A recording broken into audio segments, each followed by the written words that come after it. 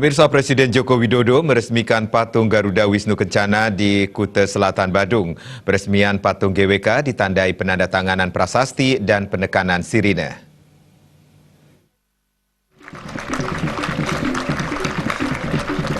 Presiden Joko Widodo dalam sambutannya mengatakan, dengan tinggi 121 meter, patung GWK menjadi patung tertinggi ketiga di dunia.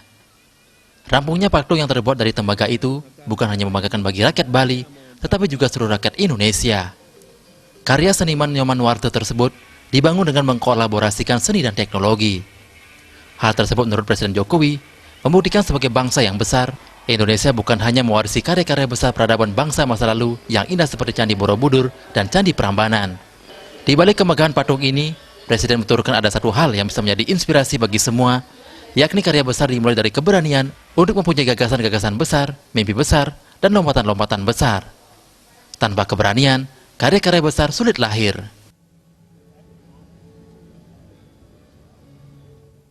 Selesainya mahakarya ini bukan hanya membanggakan rakyat Bali, masyarakat Bali, tapi juga membanggakan seluruh rakyat Indonesia.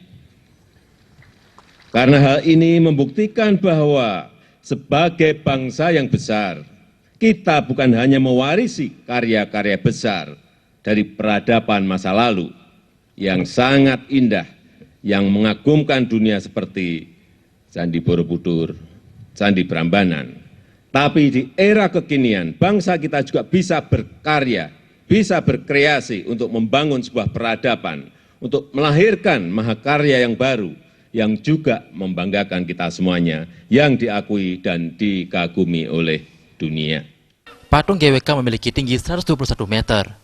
Pembuatan patung ini menjalani proses panjang, yaitu selama 28 tahun dengan melibatkan 1.000 pekerja seni. Pembangunan patung GWK Kencana bermula dari gagasan Nyoman Nuarte bersama Menteri Pariwisata, Pos, dan Telekomunikasi Job Alve, Gubernur Bali Ide Bagus Oke, serta Menteri Pertambangan dan Energi Ide Bagus Sujana sekitar tahun 1989. Peletakan batu pertama pembangunan Cultural Park GWK di Bukit Ungasan, Jimbaran ini dilakukan pada tahun 1997. Suparyana dan Indrawan, Bali TV.